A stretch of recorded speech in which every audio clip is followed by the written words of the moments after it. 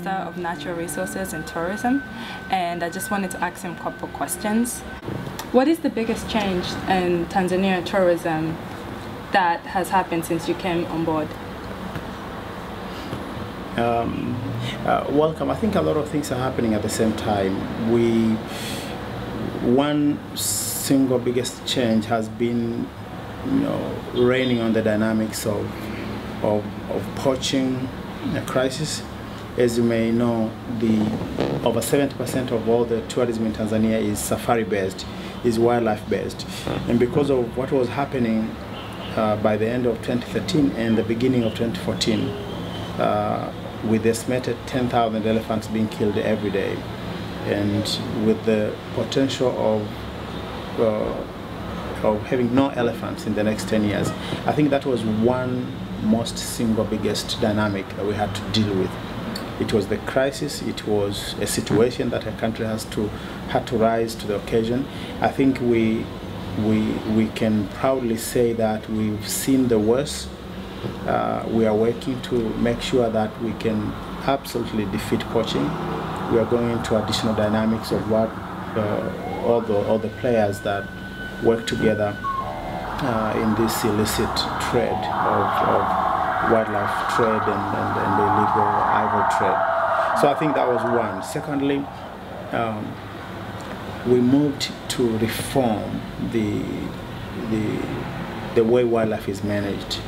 I established for the first time Tanzania Wildlife Authority that replaces the Division of Wildlife, and I think this will be the game changer. It will be the only such agency organization in Africa that allows the civilian to manage the country's resources. So we're going to be appointing the civilian board to actually manage all the people who otherwise were civil service. And I think that's number two thing that I would say is huge change that has happened. And the third one, not in the order of importance, would be the changes we are undertaking through the Tanzania Tourist Board, changing the management and going through the employees' motivation and the re-education, etc. Okay. I have attended a lot of seminars that you've been doing, and you have been talking about not increasing the fees for the parks and increasing the guests who are coming in, the tourists who are coming in.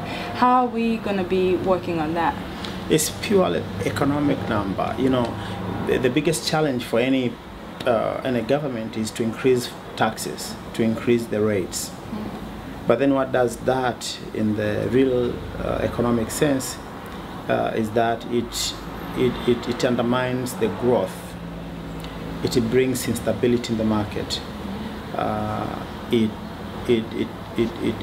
goes into the very heart of expanding the tourist receipt and revenues, because when you have more people coming, eventually you will have more revenues. So my idea is, other than us working toward hiking the revenues, increasing the tax, the park fees, increasing all sorts of fees, what I would like to see in order to stabilize the industry is to encourage more entrepreneurs and small businesses and medium businesses to start all sorts of startups, to work with mature companies from the West and from East, whatever. The idea is quadruple the number of tourists. Now we stand at 1.1 million tourists a year. I would like to see the figure of 2 million plus in the next 2 years. If we reach this target, we will be talking about the need to invest in infrastructure such as hotels and lodges. That creates a lot of employment. We'll be talking about the need to increase the safari business provision, such as safari companies, tour operators, and in that hiring a lot of people, including people who take tourists to the Kilimanjaro, people who are safari guides with knowledge of wildlife, knowledge of the species, etc. So I think, to me, that would be the sure way.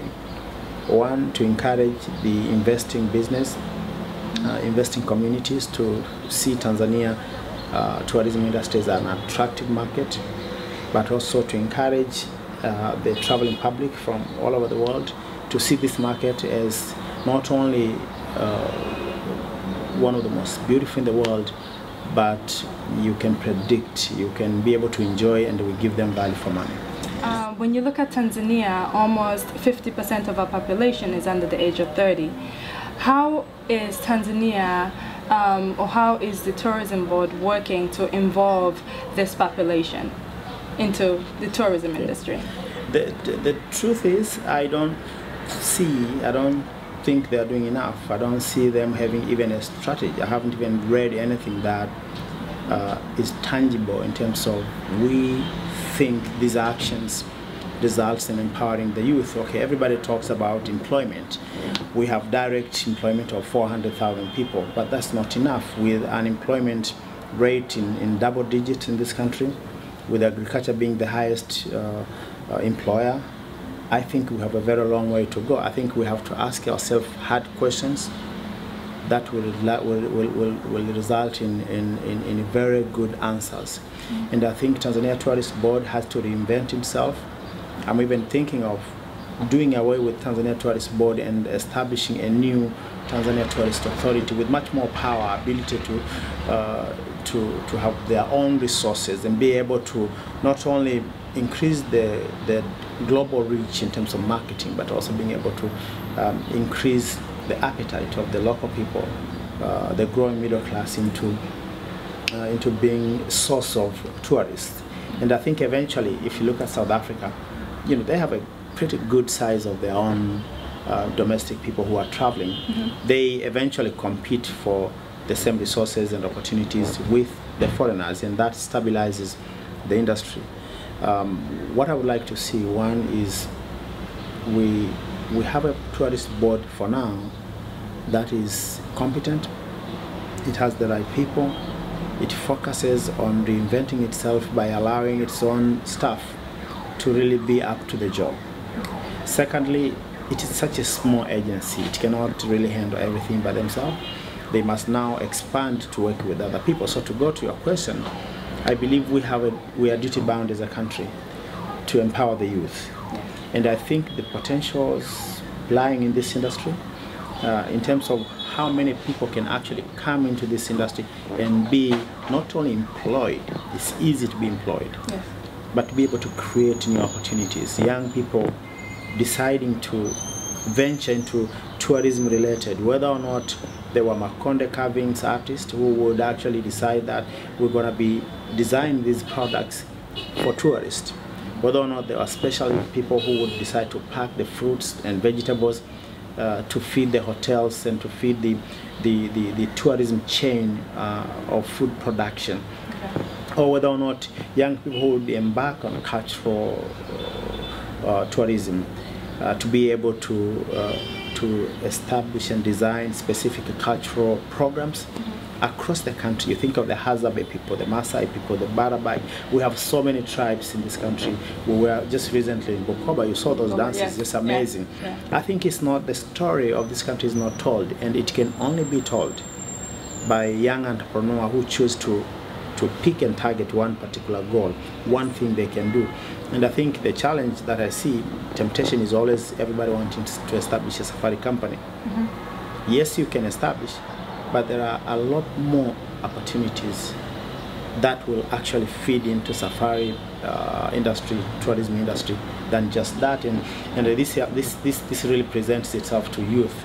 And I think a lot of young people should be thinking of hiring other young people. In terms of the diaspora, there are a lot of Tanzanians who are outside, and they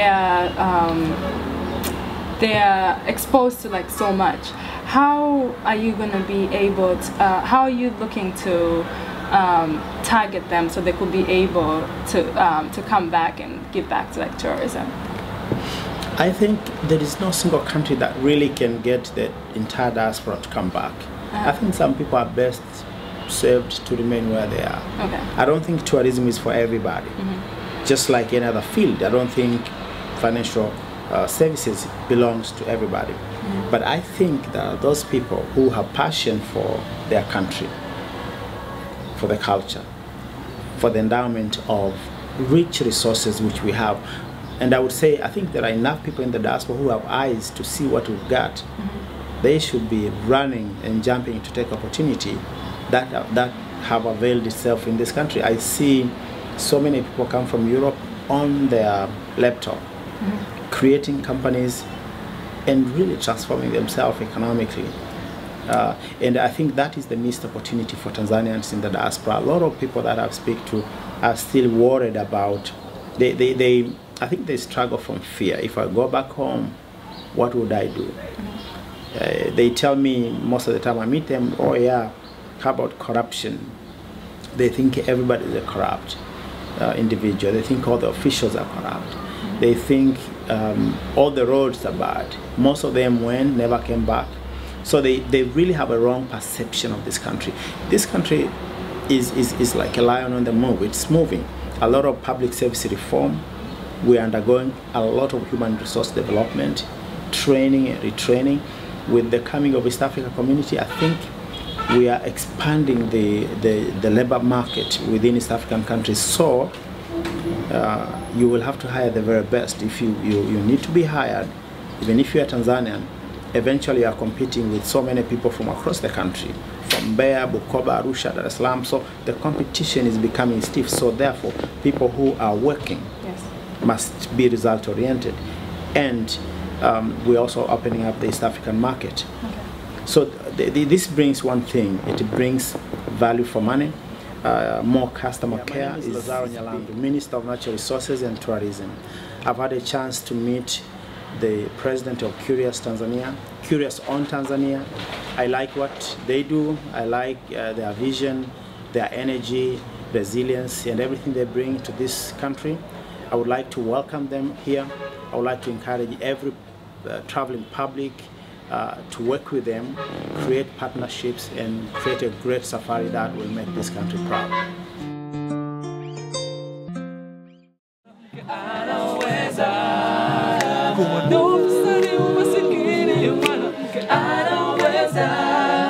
Amejitambua na sasa tunaona anaweza. Mwanamke ni nguzo ya jamii, mwanamke anaweza. Mwanamke anaweza tawala, mwanamke anaweza. Kuondoa ufisadi, umasikini, mwanamke anaweza. Amejitambua na sasa tunaona anaweza.